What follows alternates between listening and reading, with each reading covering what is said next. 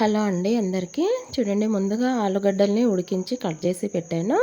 అలాగే పచ్చిమిర్చి, ఉల్లిగడ్డ, కరివేపాకు, కొత్తిమీర కూడా సన్నగా కట్ చేసి పెట్టాను. ఇప్పుడు స్టవ్ పైన కడాయి పెట్టాను. వేడయింది. 2 స్పూన్ల ఆయిల్ వేస్తున్నాను. ఆయిల్ వేడైన తర్వాత 1 స్పూను జీలకర్ర ఆవాలు వేస్తున్నాను. జీలకర్ర ఆవాలు మంచిగా ఫ్రై అయిన తర్వాత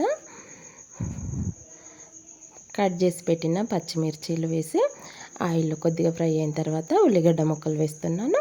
ఉల్లిగడ్డ ముక్కలు వేసిన తర్వాత కరివేపాకు వేసాను. ఇప్పుడైతే మంచిగా అన్నీ ఫ్రై అయ్యేలాగా ఒకసారి మంచిగా కలపాలి. కలిపిన తర్వాత 1 స్పూను అల్లం వెల్లుల్లి పేస్ట్ వేసి ఆయిల్లో మంచిగా ఫ్రై అయ్యేలాగా కలపాలి. ఇలా కలిపిన తర్వాత పసుపు వేస్తున్నాను, కర్రీకి సరిపోయేటట్టుగా. పసుపు కూడా మంచిగా ఆయిల్ పోపులో ఫ్రై కావాలి. ఇలా ఫ్రై అయ్యేలాగా కలిపిన తర్వాత కట్ చేసి పెట్టిన ఆలుగడ్డ ముక్కల్ని ఇప్పుడు కడాయిలో వేస్తున్నాను.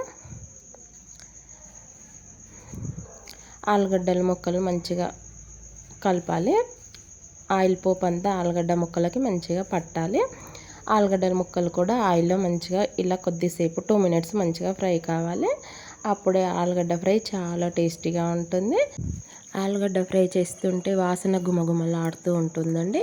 ఇప్పుడు 1/2 స్పూన్ మిర్చి powder, 1/2 spoon salt, 1/2 spoon masala వేసి మంచిగా ఆలుగడ్డ ముక్కలకు అంతా పట్టేలాగా మంచిగా కలపాలి. స్టవ్ చిన్నదిగా పెట్టాలండి. ఇలా కలిపిన తర్వాత పైనుండి కొత్తిమీర వేయాలి, కట్ చేసింది వేసి ఒక 2 మినిట్స్ మూత పెట్టాలి. 2 మినిట్స్ అయిన తర్వాత మూత తీయాలి. చూడండి, ఇప్పుడైతే ఆలుగడ్డ ఫ్రై మంచిగా ఆవిరికి మంచిగా ఫ్రై అయింది. ఉప్పు, కారం, మసాలాలన్నీ ఆలుగడ్డకి మంచిగా పట్టినవి. వాసన అయితే చాలా గుమగుమ వస్తుంది. చూస్తేనే తినాలనిపించే అంత టేస్టీతో, సువాసనతో ఆలుగడ్డ ఫ్రై రెడీ అయ్యింది. చూడండి, అన్నం, చపాతీ, పూరి, రొట్టె, బాక్స్లోకైనా దేనికైనా సరే ఆలుగడ్డ ఫ్రై చాలా టేస్టీగా ఉంటుంది. చూడండి, ఆలుగడ్డ ఫ్రై రెడీ అయింది. చూసారు కదా, ఆలుగడ్డ ఫ్రై సింపుల్ అండి చేయడం.